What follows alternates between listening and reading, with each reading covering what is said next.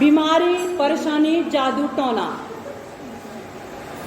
अधेड़ उम्र में मृत्यु, बांझ, बहुत सारी परेशानी हमारी लाइफ में, जिसमें पूरा संसार आज क्या है, पीड़ा में है। और जब रोमियो की पुस्तक आप उसका 3 अध्याय उसकी 23 पद में पढ़ेंगे, यहाँ पे लिखा है कि इसलिए कि सबने पाप किया और सब परमेश्वर की महिमा से रहित है। ये परेशानियां कहां से आई, बीमारी कहां से आई? पहले बीमारी नहीं आई, पहले पाप आया। जब मनुष्य के जीवन में पाप आया, पाप से बीमारियां उत्पन्न हुई और बीमारियों से मौत निश्चय है। कुछ बीमारियां ऐसी हैं जो दवा से सही हो जाती है, लेकिन कुछ बीमारियां ऐसी हैं जिन पे दवा भी काम नहीं करती है। जैसे एड्स हो गया, कैंसर हो गया, ट्यूमर हो गया, बहुत सारी सर से संबंधित बीमारियां हो गई, ब्रेन हेमरेज, कुछ नहीं हो सकता बाद में, डॉक्टर भी हाथ खड़े कर देते हैं। तो पाप हमारे जीवन में आया, पाप से बीमारियां उत्पन्न हुई और उन बीमारियों से क्या हुआ, मौत हो गई। और मरने के बाद कहां चले गए, नरक। इसलिए रोमियो 3:23 में लिखा कि सबने पाप किया और सब परमेश्वर की महिमा से क्या है, रहित है, वंचित है, परमेश्वर के अनुग्रह से दूर है। परमेश्वर हम तक वो अपना सामर्थ्य हाथ नहीं बढ़ाता। क्यों? क्योंकि हम पाप में जीवन जीते हैं और उस पाप करने से हमारे शरीर में बीमारियां आई हैं, शराब आए हैं, पीढ़ी दर पीढ़ी जो शराब ट्रांसफर हो रहे हैं और उसका कोई उपचार, कोई समाधान नहीं है और कोई इलाज उसका नहीं है। डॉक्टरों में कोई डॉक्टरी उसमें अगर आप देखोगे मेडिसिन नहीं है, शराब की कोई दवाई नहीं है, कोई मेडिसिन नहीं है और किसी प्रकार का की कोई भी इलाज नहीं है। हालेलुया। सबने पाप किया है, सबने, यहाँ पे परमेश्वर की बात नहीं करी, सबकी बात, पूरे संसार में जितने भी बच्चे पैदा होते हैं, जितने भी लोग पैदा हुए, जितने भी संसार में लोग हैं जो प्रभु यीशु मसीह को नहीं जानते हैं, उन सबने क्या किया है, पाप किया है। पापी माँ की पेट से उन्होंने जन्म लिया है, वो पाप के साथ जन्मे हैं। भले बाद में यीशु मसीह में आके आपके पाप क्षमा हुए, लेकिन हम भी जब पैदा हुए थे, हम पाप में पैदा हुए थे, इसलिए सबके सब पापी हैं। और पापी मनुष्य पवित्र परमेश्वर का कोई भी लेना देना नहीं है। जब रोमियो 6:23 में आप पढ़ेंगे, यहाँ पे लिखा क्योंकि पाप की मजदूरी तो मृत्यु है, परंतु परमेश्वर का वरदान प्रभु यीशु मसीह में अनंत जीवन है। पाप की मजदूरी क्या है? अगर हम जिंदगी भर व्यभिचार करते रहेंगे, आपको क्या लगता है व्यभिचार करने के बाद आप स्वर्ग जाएंगे? कभी भी नहीं, क्योंकि व्यभिचारियों की एक ही स्थान है, वो है नरक। पाप की जो मजदूरी है, मजदूरी का मतलब क्या होता है? दिन भर जो आप कमाते हैं, जो आप मेहनत करते हैं, उसकी आपको जो शाम को पैसा मिलता है या मंथली जो आपको पेमेंट मिलती है, वो आपकी मजदूरी है। वो काहे की मजदूरी है? आपने मेहनत की है। अगर आपने जीवन भर पाप कमाया है तो उसकी भी आपको मजदूरी मिलेगी। ऐसा नहीं कि जीवन भर आप पाप करो और सोचो अगर आखिरी समय भी हम स्वर्ग चले जाएंगे, कभी भी ऐसा नहीं होगा। क्योंकि परमेश्वर समुपदेशक में एक बात लिखी है परमेश्वर है कि मनुष्य के यहाँ पे पृथ्वी पर मनुष्य में एक एक छोटी, चाहे बड़ी बात हो, चाहे बहुत छोटी बात हो, चाहे बहुत बड़ी बात हो, चाहे छोटा सा झूठ बोला हो, चाहे किसी की हत्या की हो, परमेश्वर हर बात का लेखा लेगा। हालेलुया। परमेश्वर क्या करेगा? हर बात का लेखा लेगा, क्योंकि वो न्यायी परमेश्वर है। वो पक्षपात नहीं करता है। उसको कोई धन देकर या पैसा देकर प्रसन्न नहीं कर सकता है। स्वर्ग राज्य को, अनंत जीवन को कोई पैसे से नहीं खरीद सकता है कि आप साल भर पाप करें, जाके गंगा में डुबकी लगा लें और आपके पाप क्षमा हुए। ऐसा कोई रूल नहीं बना है। Hallelujah, hallelujah. अगर ऐसा होता तो वो फाटक भी बहुत चौड़ा होता स्वर्ग जाने वाला। तब मत्ती 7:14 में लिखा ना होता कि सिकुड़ा है वो मार्ग। क्या लिखा है? कि तंग है वो रास्ता और बहुत चौड़ा है वो गेट। अगर डुबकी लगाने से, गंगा नहाने से, दान पुण्य करने से, आपको बहुत लोगों को लगता है हम भिखारियों को खिलाते हैं, कुत्ते को खिलाते हैं, गाय को खिलाते हैं, हमें स्वर्ग मिलेगा। ये जानवर हैं, आप खिलाओ चाहे ना खिलाओ, इनका पेटो भरता ही है। हालेलुया। जानवर को खिलाने से आपकी मुक्ति नहीं है, कुत्तों को पालने से आपकी मुक्ति नहीं है, भिखारियों को खिलाने से भी आपकी मुक्ति नहीं है। मुक्ति के लिए हमें पापों की क्षमा होना बहुत जरूरी है। अगर पाप क्षमा नहीं हुए तो आप कितने दान कर लो, कितनों को खाना खिला लो, कितनी यात्रा कर लो, कितना आप हवन सामग्री कर लो, कुछ भी आपकी लाइफ में होने वाला नहीं है। हालेलुया, क्योंकि उसका रिजल्ट आपको मिल ही जाएगा। तो बीमारियों का सिर्फ एक ही रीजन है, वो है पाप। हालेलुया। क्या रीजन है बीमारियों का? पाप। चाहे पाप आपने किए हो, या आपके पापा ने किए, या आपके दादा ने किए, या आपके परदादा ने किए, उसका इफेक्ट आप तक जरूर पहुंचेगा अगर आप प्रभु में नहीं है। अगर आज आप प्रभु में हैं, आप सचमुच प्रभु में विश्वास करते हैं और आपने प्रभु यीशु मसीह को उद्धारकर्ता के रूप में स्वीकार किया है, तो आपके पाप स्टॉप हो जाते, खत्म हो जाते। वो शराब आपके पीढ़ियों में अब नहीं आएंगे। हालेलुया, क्योंकि यीशु मसीह ने उसकी मजदूरी दे दी है। उन पापों की, उन शराबों की जो कीमत है, वो हमारे प्रभु यीशु मसीह ने सूली पे अपने लहू बहाकर दे दिए। अब हमें उसकी कीमत देने की जरूरत नहीं है, उसने मजदूरी दे दी है उस पापों की। आज हमें सिर्फ जरूरत है कि प्रभु यीशु मसीह को अंगीकार करें, उसका धन्यवाद करें और उससे अपने पापों की क्षमा मांगे। अगर इस समय आप पाप में लिप्त है, छोटी मोटी गलतियों में या जाने में आपसे गलतियां होती है, उसके लिए यीशु मसीह पिता के दाहिनी ओर बैठा है, वो निरंतर आपके लिए प्रार्थना कर रहा है। आप यीशु के नाम से क्षमा पा सकते हैं। हालेलुया। आप पश्चाताप करें, अपने पापों को छोड़ें। लिखा है कि यदि तुम पश्चाताप करोगे और पापों को छोड़ देंगे, लिखा जो पश्चाताप करे और पापों को छोड़ देगा उस पर दया की जाएगी। हालेलुया।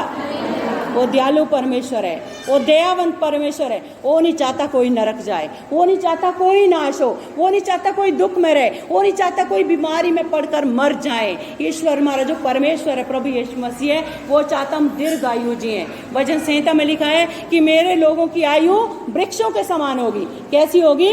वृक्षों के समान, जो पीढ़ी दर पीढ़ी वैसे हरे भरे बने रहते हैं, जिनके पत्ते कभी मुरझाते नहीं, जो बहती नालियों के किनारे जो वृक्ष लगा होता हमेशा वो हरा भरा रहता। परमेश्वर अपने लोगों को भी ऐसा चाहते कि वो हमेशा हरे भरे बने रहें। हालेलुया। और पापों की क्षमा, क्या हमारे पाप सचमुच की क्षमा हो गए? बहुत लोगों को लगता है कि एक छोटी सी बात बोलने से कि प्रभु मेरे पापों को क्षमा कर, मैं मानता हूं, क्या इससे पाप क्षमा होते हैं? कुछ लोगों के अंदर अभी भी डाउट है, संदेह है कि क्या छोटी सी लाइन बोलने से हमारे पाप सच में क्षमा हो गए। आइए यशायाह की पुस्तक निकालेंगे मेरे साथ। यशायाह 1 उसकी 18 आयत। यशायाह 1 उसकी 18 आयत, जिनका भी निकला पढ़ें।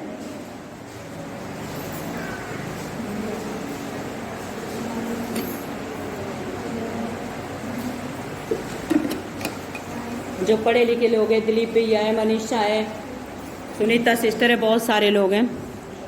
चलिए मैं ही पढ़ूं। लिखा है, तुम्हारे पाप चाहे लाल रंग के हो तो भी हिम के समान उजले हो जाएंगे। क्या लिखा है यशायाह 1 में? कि तुम्हारे पाप चाहे लाल रंग के हो। भजन संहिता के बाद संभोपदेशक है, उसके बाद आप ढूंढिए, तुम्हारे पाप चाहे लाल रंग के हो तो भी हिम के समान उजले हो जाएंगे, चाहे अर्धवाणी रंग के हो तो भी ऊन के समान श्वेत हो जाएंगे। हालेलुया।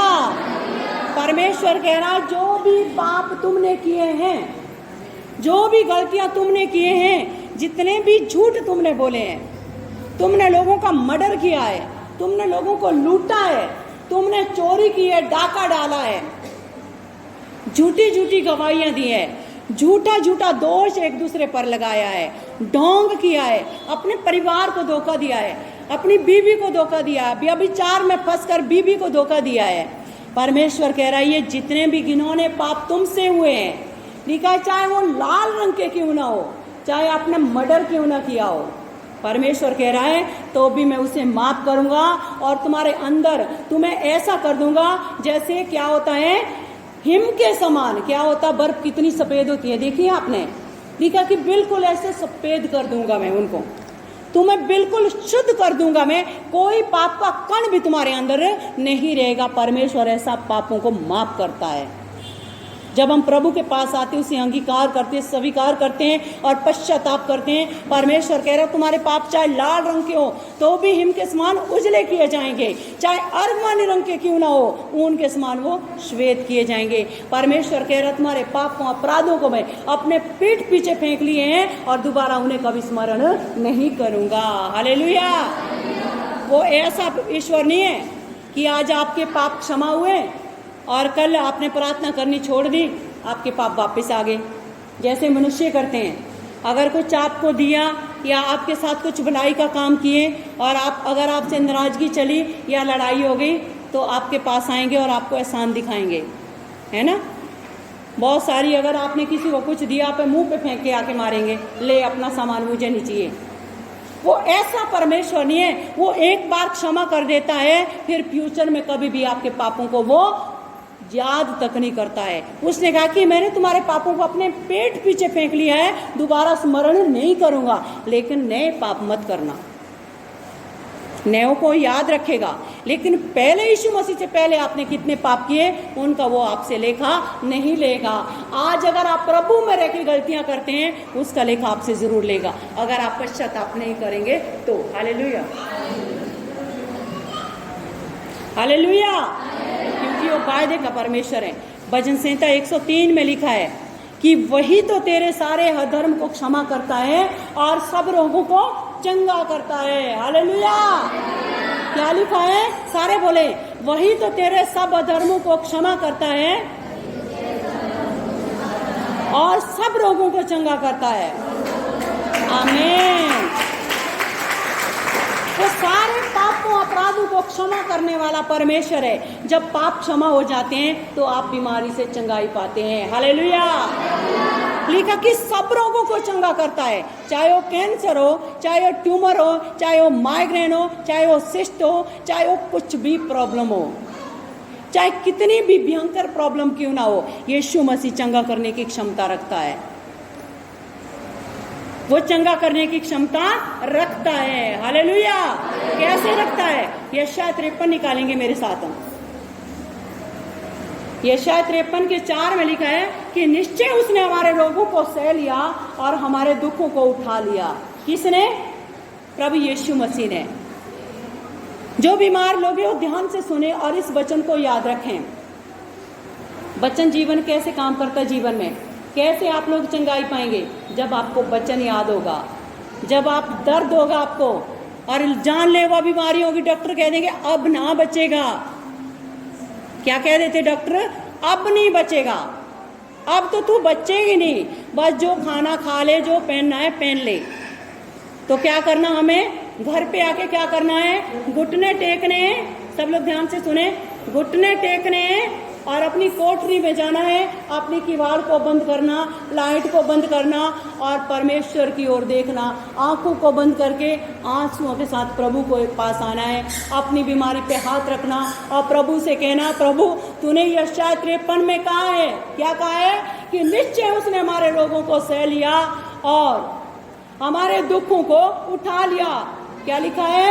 निश्चय उसने हमारे रोगों को सह लिया और हमारे दुखों को उठा लिया। परमेश्वर तूने मेरे रोगों को सह लिया, तूने मेरे दुखों को अपनी देह पर उठा लिया, अब मुझे डरने की आवश्यकता नहीं है। अब मुझे डरने की आवश्यकता नहीं है। डॉक्टर चाहे कुछ भी कहे, अब मैं ना मरूंगा। हालेलुया। क्यों? क्योंकि जीवन देने के लिए तू मेरे साथ है। तूने मेरे रोगों को उठा लिया है, तूने मेरे दुखों को उठा लिया है, तूने मेरे रोगों को आज से 2020 साल 22 साल पहले उसका दाम चुका लिया है। अब मैं ना मरूंगा। हालेलुया। अब मैं इस बीमारी से नहीं डरूंगा, डॉक्टर चाहे कुछ भी बोले, क्योंकि अब यीशु मसीह आपके साथ है। वो डॉक्टरों का डॉक्टर है। आगे लिखा है, पढ़ें मनीषा, पढ़ें।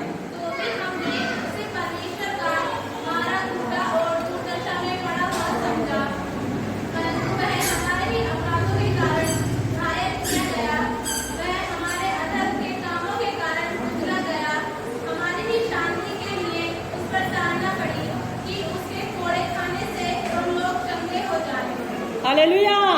क्या लिखा है? परंतु वह हमारे ही अपराधों के कारण घायल किया गया।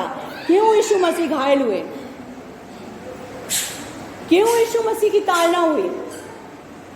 क्यों यीशु मसीह जख्मी बदन लिए हुए? आपको मालूम है कोड़ा किसी ने देखा है?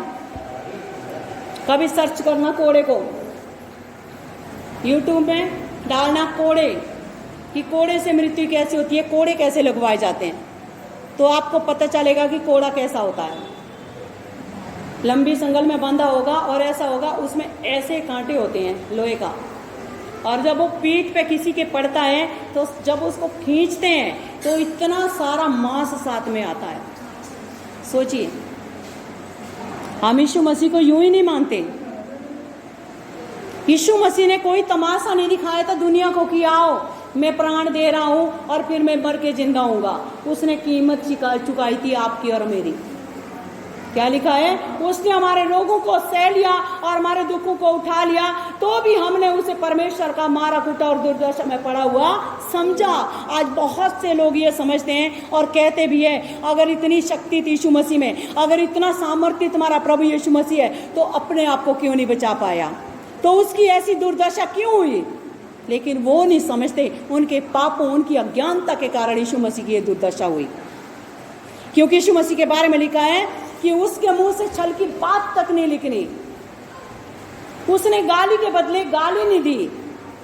उसके मुंह से कोई भी ऐसी बात नहीं निकली जिसके लिए उसे दोषी ठहराया जाए। उसका कोई भी ऐसा पाप नहीं था, ऐसा कोई गुनाह नहीं किया था यीशु मसीह ने कि उसकी ऐसी दुर्दशा हो। किस लिए हुआ? आगे वचन 5 में लिखा, परंतु हमारे अपराधों के कारण घायल किया गया। किस लिए घायल किया गया? हमारे अपराधों के कारण। जो हम गालियां देते थे, सुबह उठकर पड़ोसी को डंडा लेके मारने जाते थे, गवाही देने के लिए, झूठी गवाही देने के लिए, दूसरों को फंसाने के लिए अपना काम धंधा छोड़ के कचहरी पहुंच जाते थे, सुपारी देते तो लोगों को मारने के लिए, रात में सेंध लगाते थे कब लोग किवाड़ बंद करें, सोए और हम डाका डालें। बहुत सारी बुराइयां थी। उन अपराधों के लिए जो हमने बहुत गंदे गंदे, जो हमारे इतने घिनौने काम थे, ऐसे दलदल, ऐसे कीचड़ से परमेश्वर ने हमें निकाला है, उन अपराधों के लिए यीशु मसीह की ताड़ना हुई। हमारे अपराधों के कारण वो घायल हुआ। आपको मालूम है कि जब यीशु मसीह को गत्समनी के बाग में पकड़ा था, बहुत सारे फरीसी शास्त्री आए थे और यीशु मसीह को पकड़ के लेके गए और उसको रात भर कोड़े लगवाए थे। यीशु मसीह को एक खंबे से बांध दिया था, हाथ बांध दिए थे और पीठ पे वो कोड़े मारते रहे और ऐसे मारते रहे। इतने कोड़े मारे, मालूम है कितने कोड़े? अनगिनत कोड़े। क्योंकि 39 कोड़े मारते थे। 40 नहीं मार सकते यहूदी धर्म के अनुसार, 39 कोड़े मारते थे। न जाने कितनी बार मारे। उनकी पीठ पूरी छलनी हो गई थी, हड्डियां हड्डियां अंदर टूट गई। इतना लहूलुहान बदन हो गया था कि बाइबल में लिखा कि इसका रूप भी पहचान में नहीं आ रहा था, कि मनुष्य सा उसका रूप भी नहीं लग रहा था, देखने में शक्ल भी समझ नहीं आ रही थी। यीशु मसीह के शरीर का एक एक कतरा कतरा लहू बहाया था, कुछ भी शरीर में नहीं बचा था। किस लिए? यीशु मसीह ने कोई गुनाह नहीं किया था।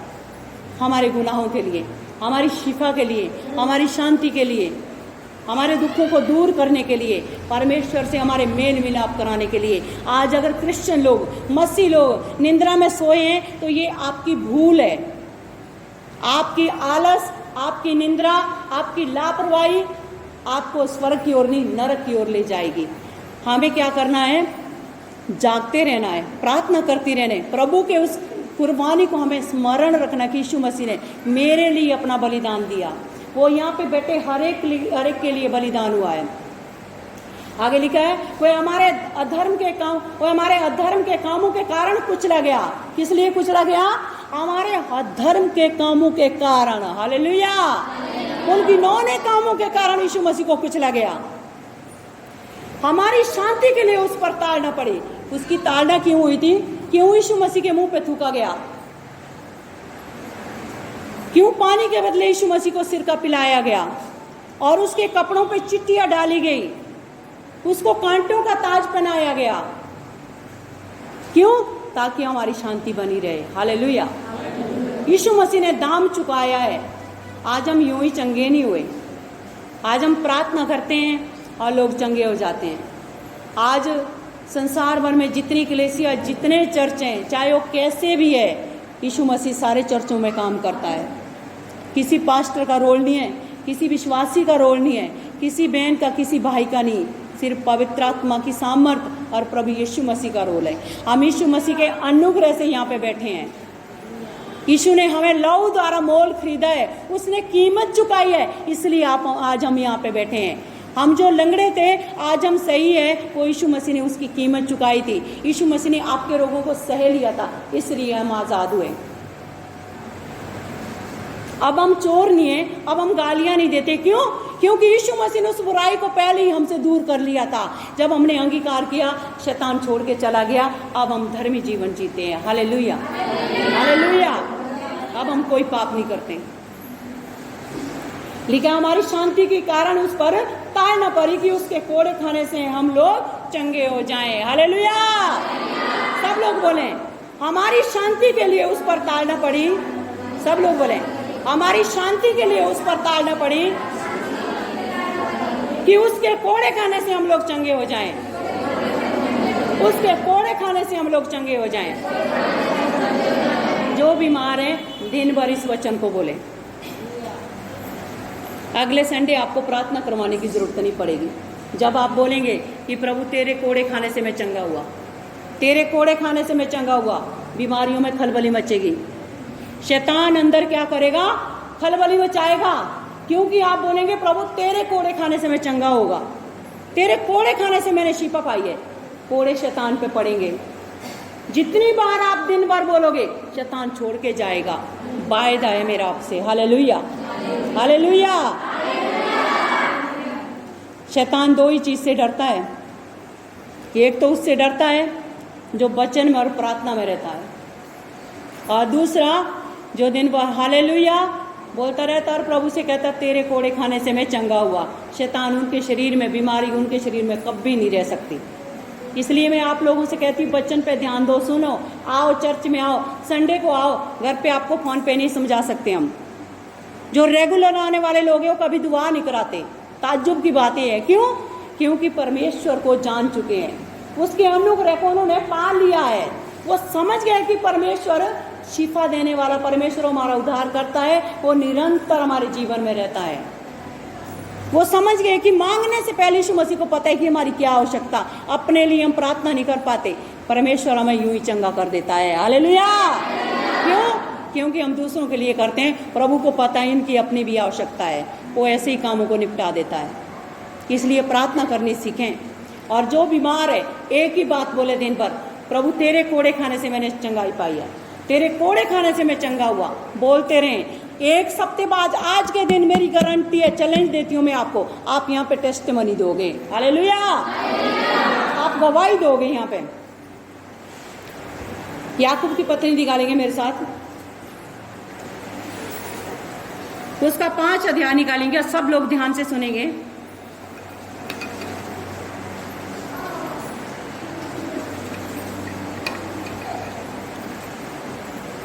याकूब की पत्री इब्रानियों के बाद है।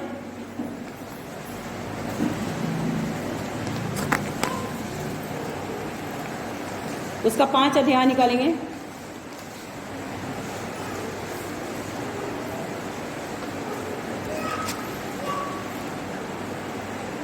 हम इसकी 13 आयत से पढ़ेंगे।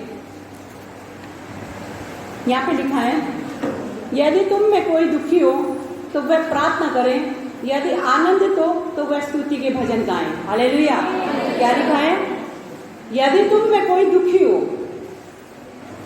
परमेश्वर जानता है।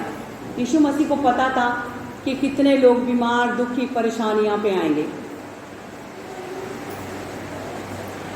यीशु मसीह की सेवा काल में जब यीशु मसीह ने सेवा शुरू करी, यीशु मसीह के पीछे जो भीड़ चलती थी वो कैसे लोग थे मालूम है?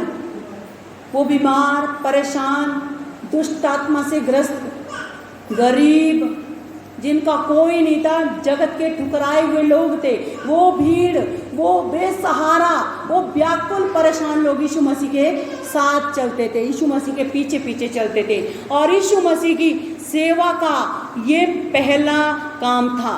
चंगाई देना, शिफा देना, लोगों को चंगा करना, ये यीशु मसीह की मेन सेवा थी।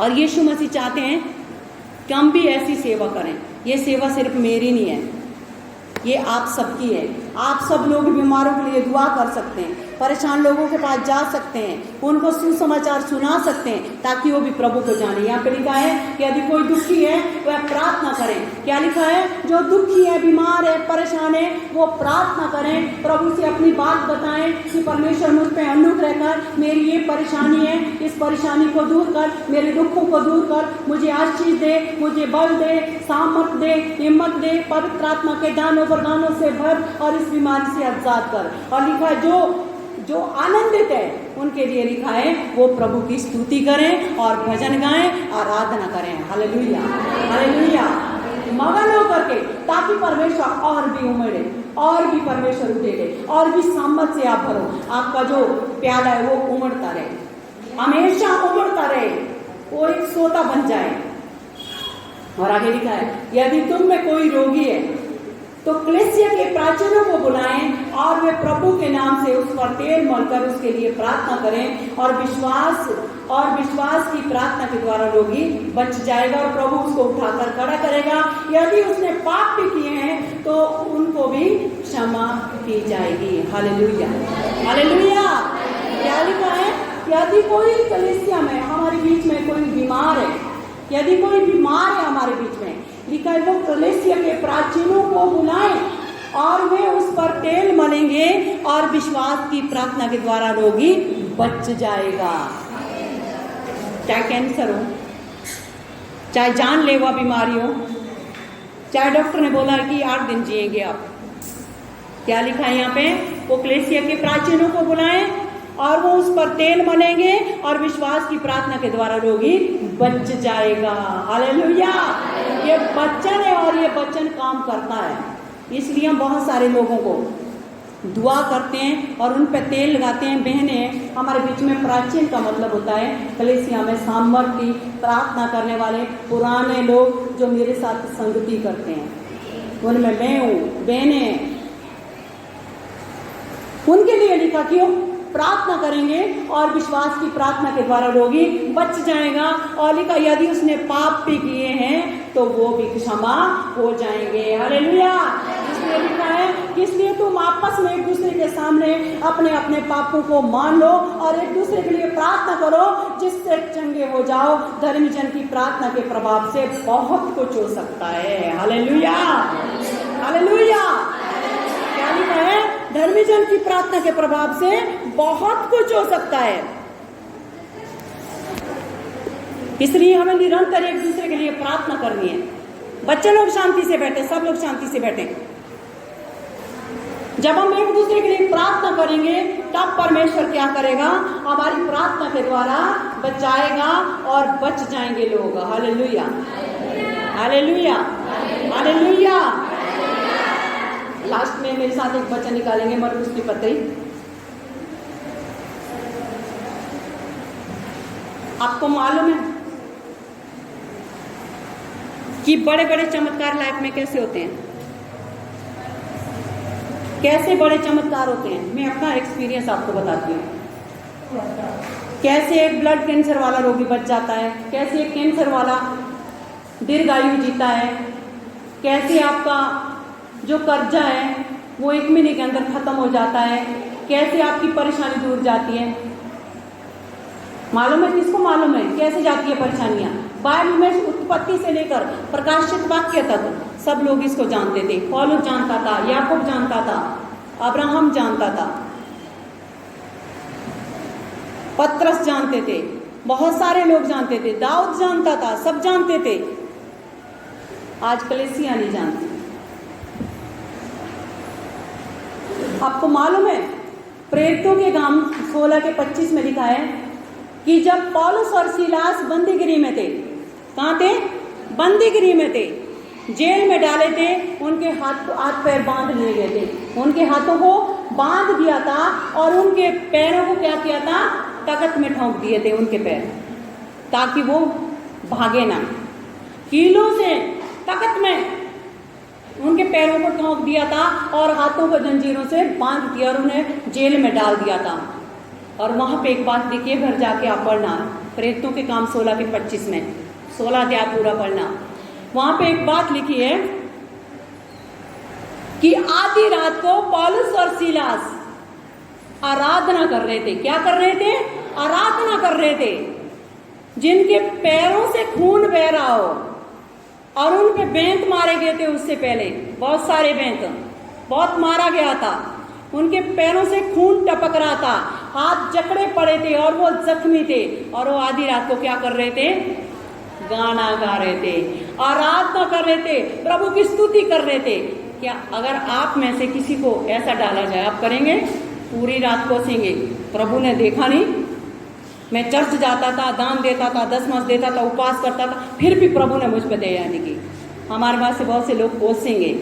और वो क्या कर रहे थे? वो जानते थे छुटकारा काहे में है, वो जानते थे हमारा छुटकारा यहाँ से कैसे होगा, हम बंदीगिरी से बाहर कैसे निकलेंगे, कैसे परमेश्वर हमें निकालेगा, वो जानते थे।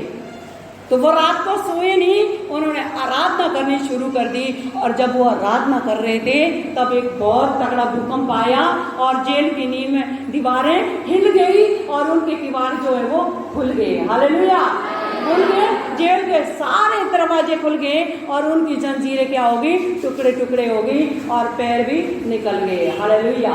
कैसे?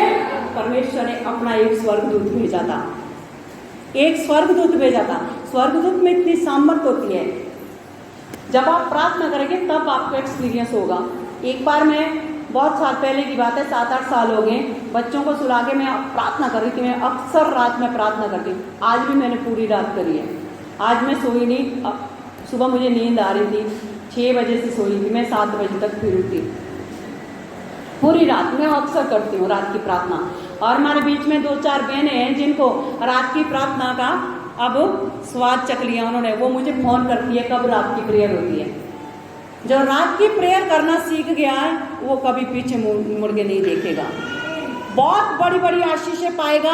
चाहे कैंसर क्यों ना हो, चाहे एड्स क्यों ना हो, चाहे बांझपन के बंधन क्यों ना हो, यीशु सारे बंधनों को तोड़ेगा। हालेलुया। एक रात को जा करके देखो, आप अगर पूरी रात नहीं कर सकते, रात को बैठें 10 से 12, 1 बैठें। जो अच्छे विश्वासी हैं 3 घंटे प्रार्थना करें रात को, जो कमजोर है ये 2 घंटे करें, और जो हम जैसे हैं 4-5 घंटा करते हैं। ऐसे ही चमत्कार नहीं होते, ऐसे आप लोग चंगे नहीं होते।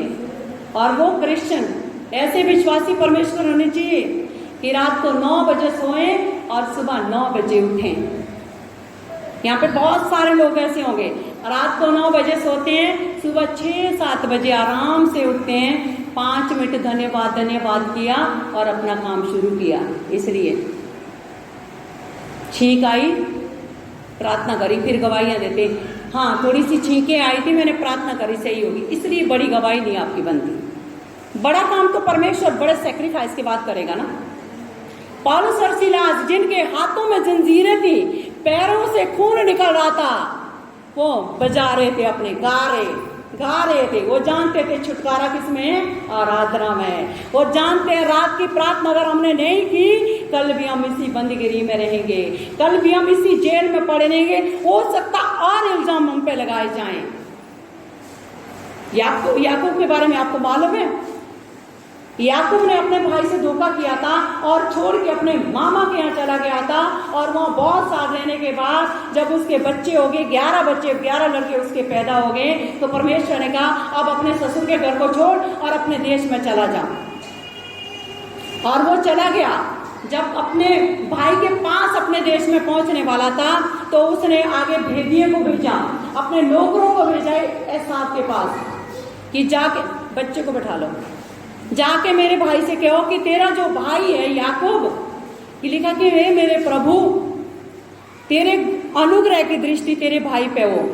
वो भी चले गए और वापिस आए और याकूब से कहा, मालूम है, याकूब से कहा कि हम तेरे भाई के पास गए हैं, उसने भेंट को स्वीकार किया है और वो भी तुझसे मिलने आ रहा है।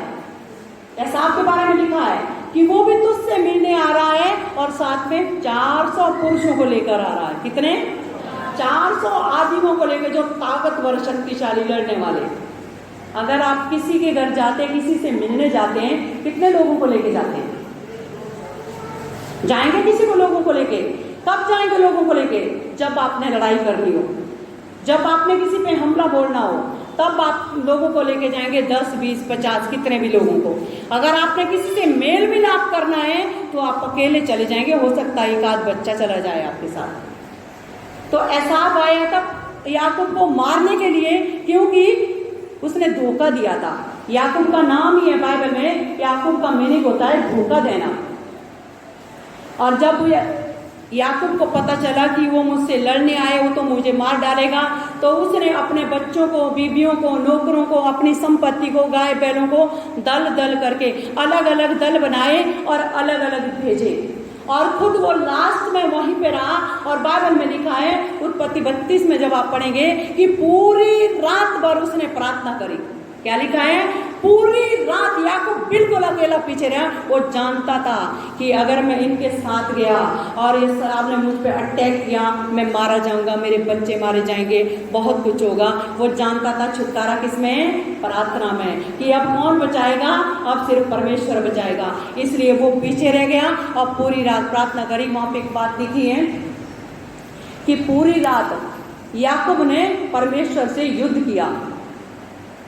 परमेश्वर के स्वर्गदूतों से पूरी रात वो लड़ा, इतना ताकतवर था याकूब। और याकूब ने बोला, जब तक तू मुझे आशीष नहीं देगा तब तक मैं तुझे जाने नहीं दूंगा।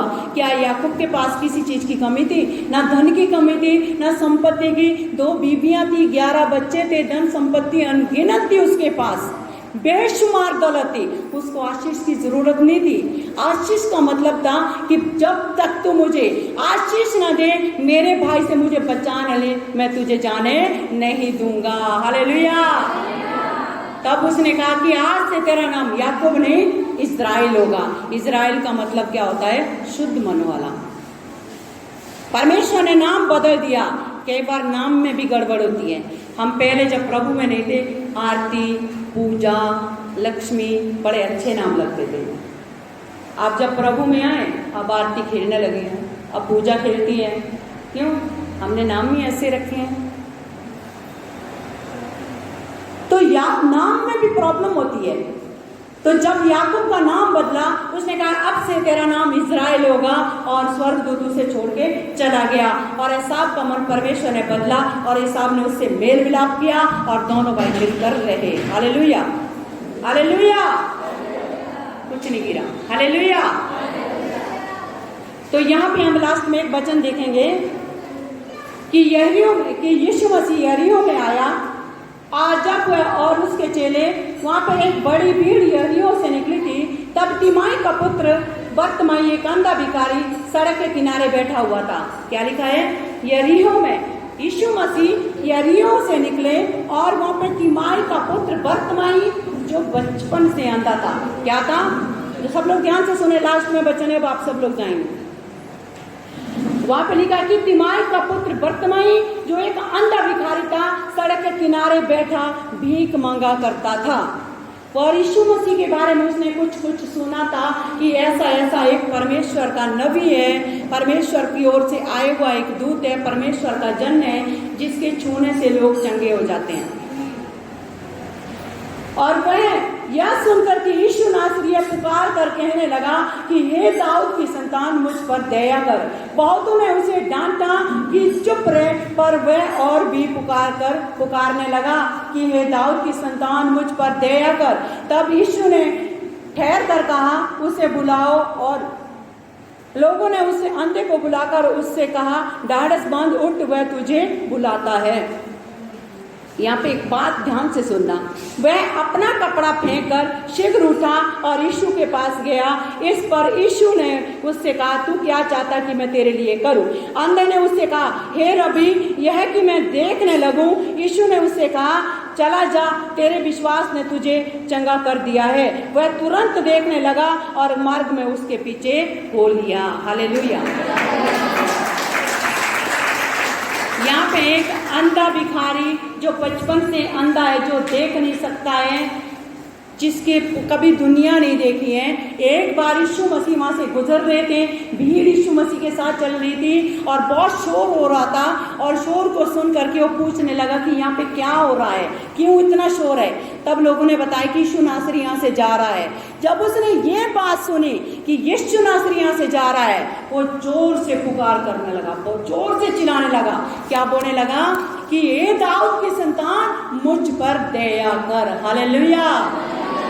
उसने ये नहीं बोला यीशु मसीह रुक रुक रुक, क्या बोला कि ये दाऊद की संतान मुझ पर दया कर। हमें भी यही बोलना चाहिए, परमेश्वर हम पे दया करो, हम पे तरस खाओ, हम पे अपनी अनुग्रह की दृष्टि करो। और लोगों ने क्या किया, उसे बोला कि हे भिखारी चुप हो जा, आंधे तुझे क्या मतलब है।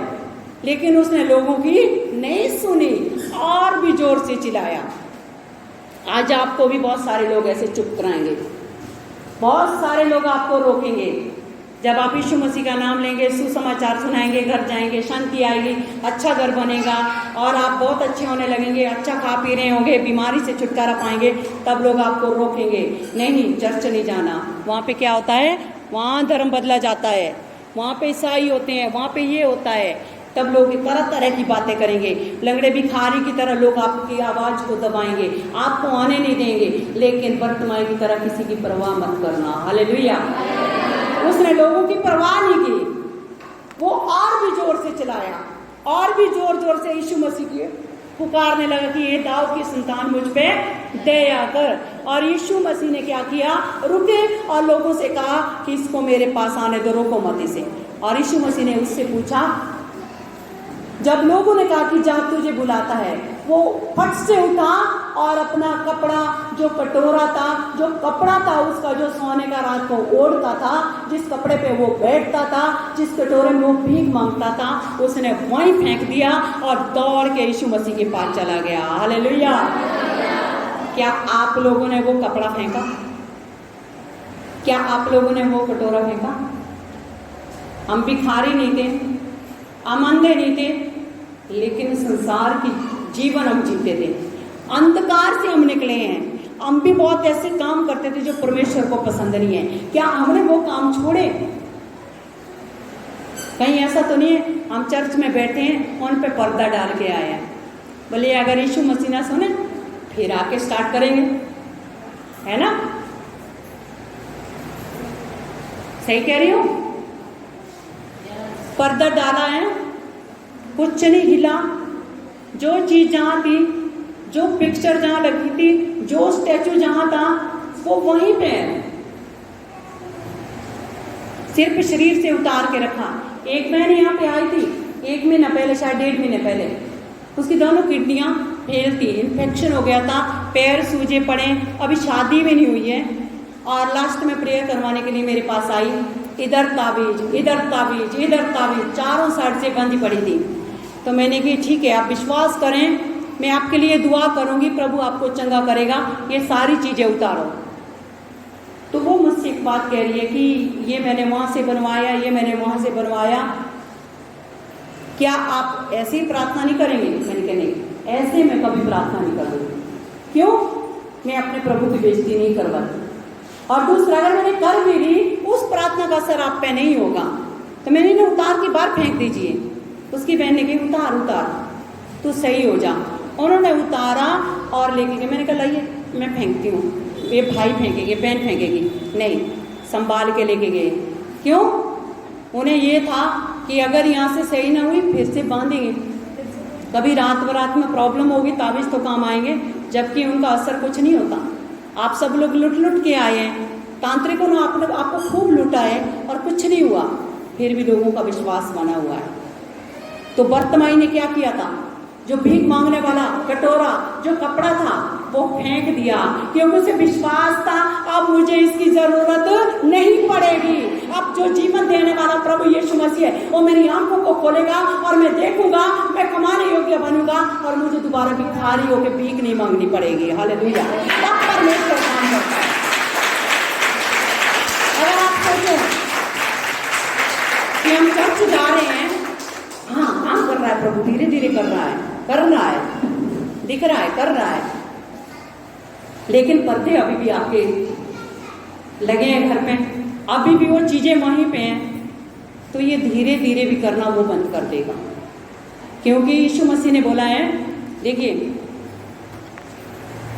मैं आपको आज्ञा सुनाती हूँ, आप ध्यान से सुने। पहली आज्ञा, तू मुझे छोड़ दूसरों को ईश्वर करके ना मानना, तू अपने लिए कोई मूर्ति खोद कर ना बनाना और ना दंडवत करना, तू अपने परमेश्वर का नाम व्यर्थ में ना लेना, तू विश्राम दिन को पवित्र मानने के लिए स्मरण रखना, तू अपने माता पिता का आदर करना, हत्या ना करना, व्यभिचार ना करना, चोरी ना करना, किसी के विरुद्ध झूठी गवाही ना देना और ना लालच करना। हालेलुया। वो ओनली वन गॉड है, वो ही परमेश्वर है, जीवन देने वाला, वही चंगा करने वाला भी वही है, वही स्वर्ग ले जाने वाला, वही आपको आपके पापों को क्षमा करने वाला। प्रेरितों 4:12 में लिखा, आकाश के नीचे मनुष्य के बीच में दूसरा कोई नहीं है जिसके द्वारा हम उद्धार पा सके, चंगाई पा सके, छुटकारा पा सके, सिर्फ यीशु मसीह है। तो हमें क्या करना है? हमें सिर्फ अपने परमेश्वर को महिमा देनी है। जिसने अपना कटोरा कपड़ा फेंक दिया वो बहुत आज से पाएगा, जो अपने घर की सफाई करेगा वो आज ब्लेस्ड होगा। हालेलुया। जो प्रथम स्थान अपने परमेश्वर को देगा, परमेश्वर आपको ऊंचा करेगा, बहुत ऊंचा करेगा। अब ये गाना गा रही थी मैं कि मेरे घर में कोई घटी ना होगी, सारी जरूरतों को पूरी करेगा। वो बहुत आज से देने वाला परमेश्वर है, वो हमारे सर को ऊंचा करेगा। उसने बोला, मैंने तुम्हें पूंछ नहीं सर बना करके रखा है। मैंने 2 लोगों को, जब से मेरी सेवा है 10-12 साल हो गए, 12-13 साल से मैं सेवा कर रही हूँ। आप सब लोग अच्छे हैं, लेकिन 2 लोग मेरे पास ऐसे आए चर्च में, नमन भैया, मंजू सिस्टर, जिन्होंने प्रभु को शायद एक ही दिन में समझ लिया और इनके स्टेटस आज तक प्रभु के ही लगे रहते हैं। मेरा दिल बड़ा खुश होता है। हालेलुया। इन्हें ना रिश्तेदारों की परवाह ना दुनिया की। मैंने देखा इनके ऐसे ऐसे स्टेटस जिससे कि इनके परिवार वाले भी इन पे उंगली उठा सकते हैं, कभी ये लजाते नहीं, इसलिए ब्लेस्ड है। इसलिए ब्लड कैंसर से बिना ब्लड चेंज करे सूरज चंगा हो गया। हालेलुया। हम नमन के घर पे गए, इतनी रिस्पेक्ट करी इनके पापा ने, मम्मी ने, पूरी फैमिली ने। वो नहीं मानते हैं, लेकिन आदर सम्मान इतना किया। क्यों? क्योंकि नमन प्रभु को मानते हैं, इनको रोकते नहीं है। प्रभु ने बोला है, जो तुम्हारा आदर करता वो मेरा आदर करता है। हालेलुया। और लिखा है कि जो तुम्हारे विरोध में नहीं है वो तुम्हारे पक्ष में है। पहले वो नहीं मानते, उद्धार पाएंगे। तो वर्तमान की तरह यहाँ पे लिखा है, वह अपना कपड़ा फेंक कर शीघ्र उठा और यीशु के पास आया और इस पर यीशु ने उससे कहा, तू क्या चाहता कि मैं तेरे लिए करूं? उसने कहा, हे प्रभु मैं देखने लग जाऊं। और यीशु ने क्या बोला? जैसा तेरा विश्वास वैसे तेरे लिए हो जाएगा। और वो तुरंत देखने लगा, उसकी आंखें खुल गई और वो यीशु की बड़ाई करता हुआ यीशु मसीह के पीछे हो लिया।